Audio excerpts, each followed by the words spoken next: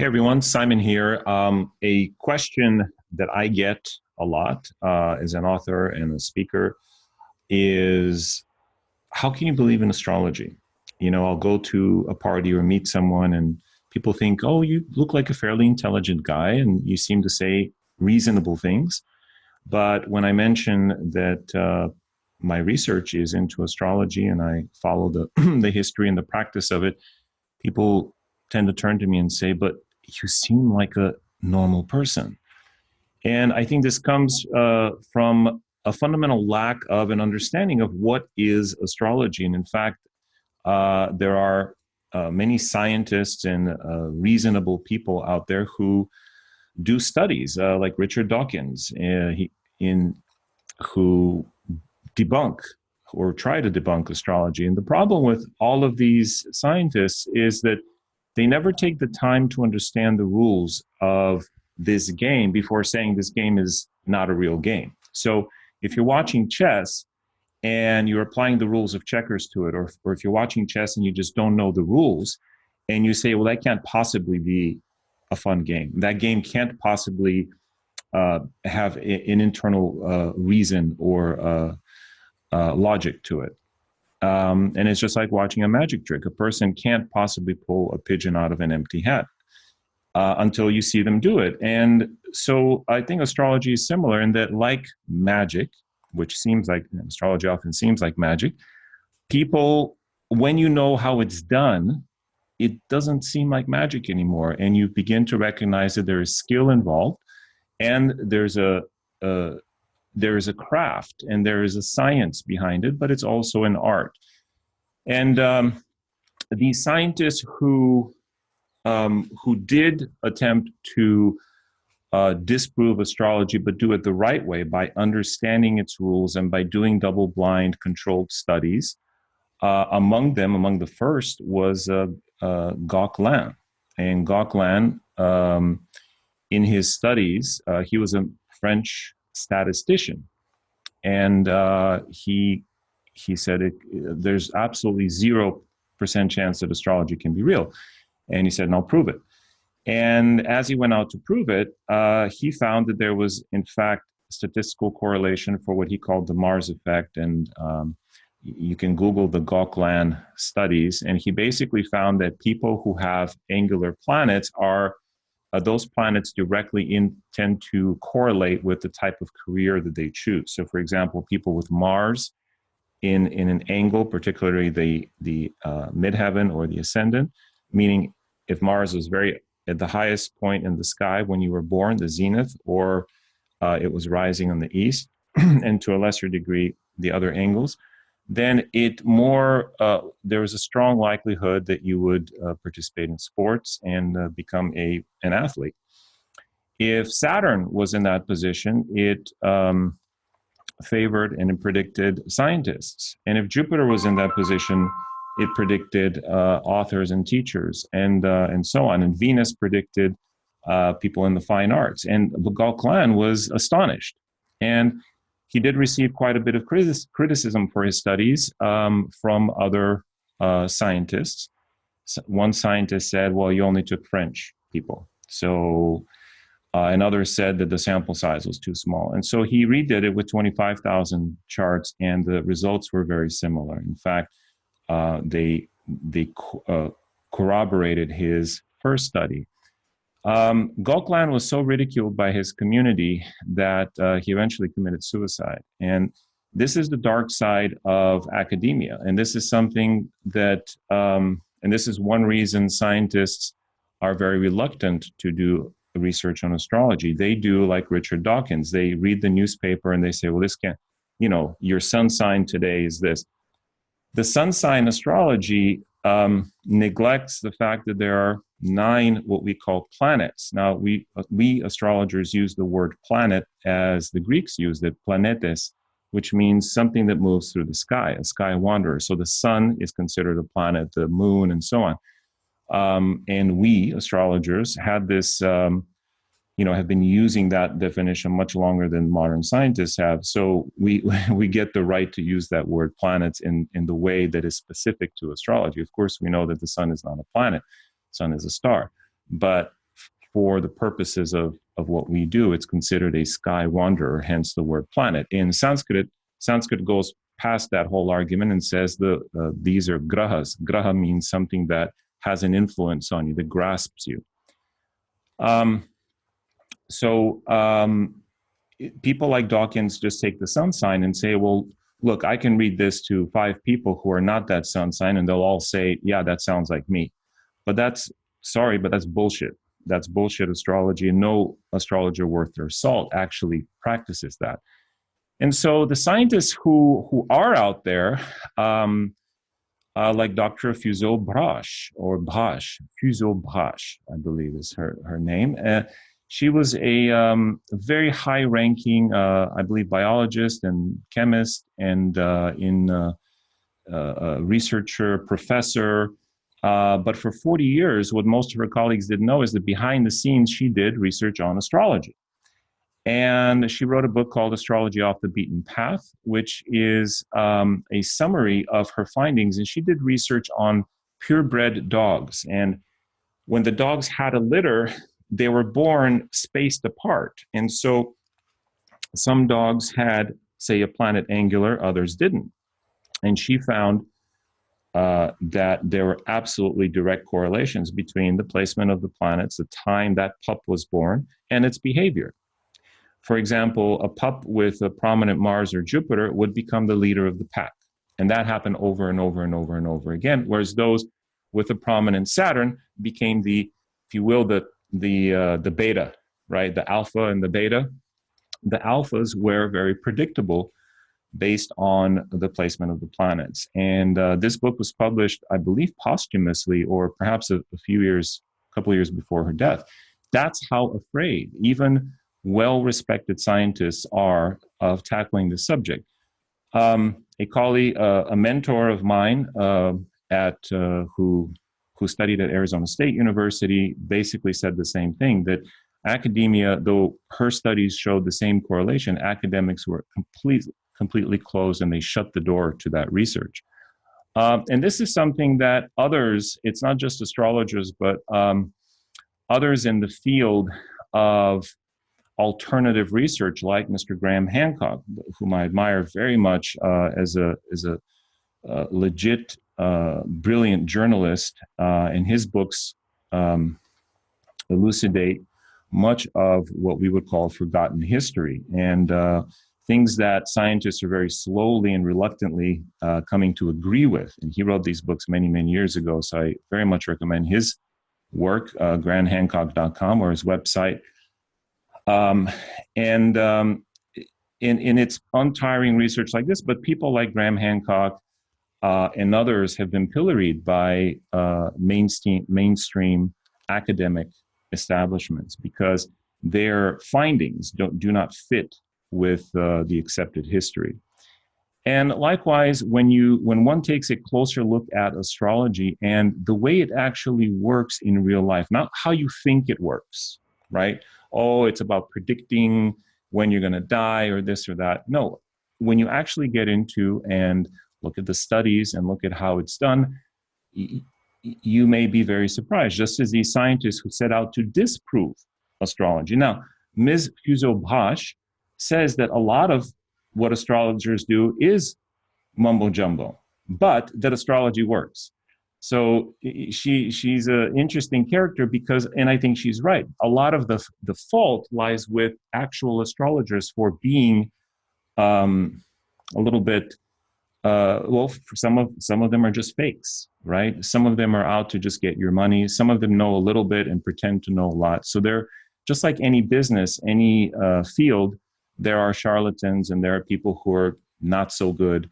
But ideally speaking, if one uses this art and science properly, one can arrive at real, predictable results. And that's something that I've tried to do I stumbled into this world of sports betting. And after 2 years of being immersed in it and winning, I ended up certainly in the black, and I wrote a book about it. So this whole book details the this whole idea of how one can attempt to predict using astrology and to get at least as good results as the professionals. In fact, I got better results. Granted, it was over a shorter period of time, about a year, year and a half, but better results than professional gamblers who average 54 to about 58%, the really good ones. And I was averaging well into the 60s and even the 70s. So, and I know that sounds like a tall claim. A professional gambler is going to say, that's bull, but my results are out there, and I have links to them on my website and in the book. And so the thing is, we in the West, so when people say, is astrology real, there's a false sort of logic to their question, because we as a culture have accepted the Greeks for their logic, right? And reason, and the ability to reason things out by asking questions, by being open-minded, and through empirical study. But what we forget that the Greeks also had is this deep, powerful belief in astrology, in this idea that the gods, that the heavens have an influence on the earth, the deep mysticism that the Greeks had. And we completely throw that out and say, no, they were just good at the logic stuff, right? So when people ask you, well, tell me logically how you believe in astrology, that's sort of a Greek kind of Socratic method, but it's not really, because it's not being true to what the Greeks really were all about. And you can see it in, for example, something like the Antikythera mechanism. Some of you may know about this, some of you don't. This is basically the first astrological computer. And you can see it here. I just Googled it. When you click on it, this is probably about 200-300 BC. And it was found at the bottom of the ocean, the bottom of the Mediterranean, rather. And modern people who have replicated it have found it to be incredibly complex and incredibly thorough in predicting not just the position of the planets, but in this is like a modern replica of the Antikythera mechanism in predicting eclipses, the position of the sun and the moon and Venus. Now this is something else, actually. But the point is that this Antikythera mechanism is proof, or at least evidence, that the Greeks were not only studying the stars in the sky, but they were studying how those stars and planetes, sky wanderers, affected human life. So we should approach the question of, is astrology for real, with that same kind of logic that the Greeks use, which is using reason and also being open to the idea that our presumptions might be wrong. So the Antikythera mechanism is just one of the artifacts from Greece. One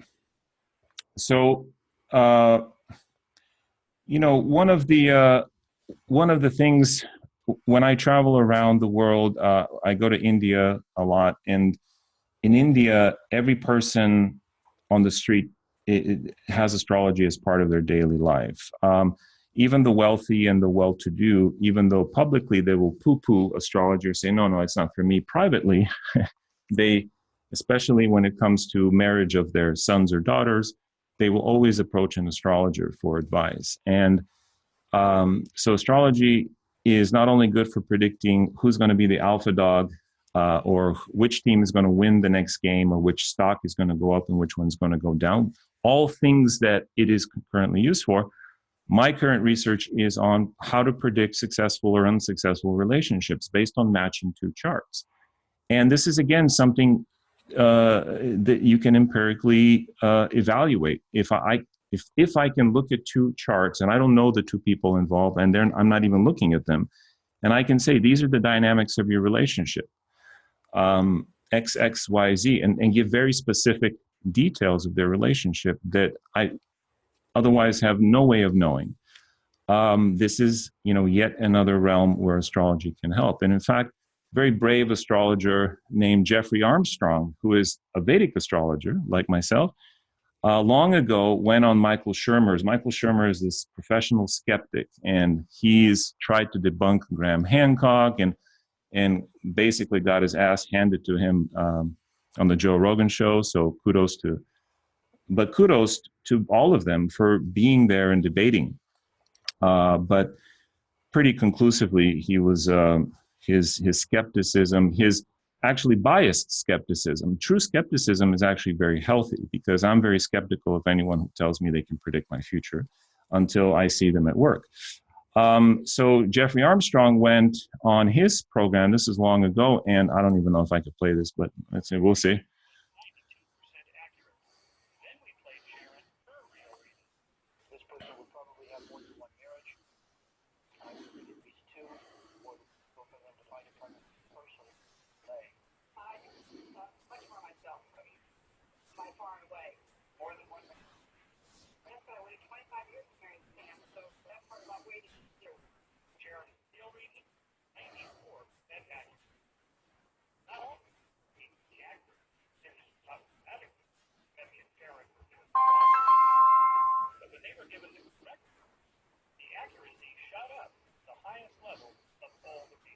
So kudos to Michael Shermer on this program for actually, saying that, because Jeffrey did this reading on these two ladies without seeing them, and he was 94% accurate, meaning 9 out of 10 things he said about them were true. Now, think about that. Like, I don't know if I'm doing a reading for, an African American or Native American or a European. I don't know anything about this person. They may have told him that this is a man or a woman. And you can see the age based on the birth time, but you don't know anything about this person's socioeconomic status. And to be able to give 9 out of 10 things accurately, it's just phenomenal. This is, and certainly above, above the average. So people like Jeffrey Armstrong, people like Gok Lan, who unfortunately was so debased by his fellow scientists that he committed suicide, and people like Dr. Fuzeau-braesch, who, out of fear of the same consequences, hid her work. People like this, as well as people like Jeffrey Armstrong and others, are, I think, the ones that we should look to for the true answer to this question. And I've tried to contribute, a little bit to that as well. So is astrology real, or does astrology work? I would say the answer is, it depends. It depends. Are you working with a professional? So can anyone pull a rabbit out of a hat? No, it has to be a professionally trained magician, and because they know how the trick is done. And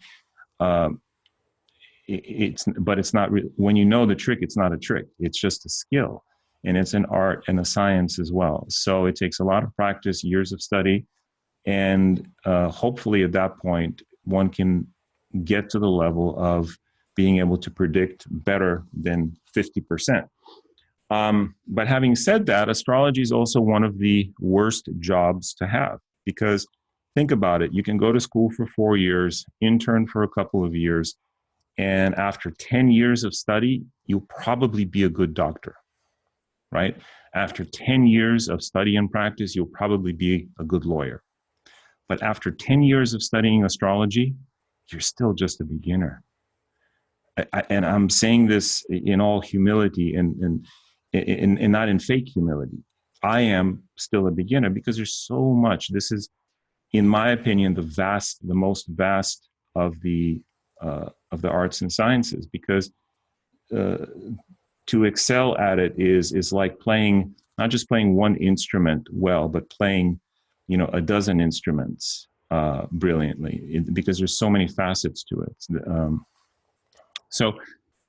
Anyway, I hope this was helpful, and do check out some of the people that I mentioned here. Certainly Graham Hancock and Jeffrey Armstrong and those and others who are doing the work that mainstream academia and even science is ignoring. And that doesn't mean I hate them. I love people. I love Neil deGrasse Tyson. He thinks very little of astrology, but that's okay. I still love who he is and what he does. And I think that presented with the evidence and presented with rational studies and information, that someone like him, and who represents sort of an ideal of a good educator and a scientist, would consider it, would consider the evidence rather than their own prejudice. So let's keep our minds open, and and I hope you found this helpful. All right, talk to you next time. Bye now.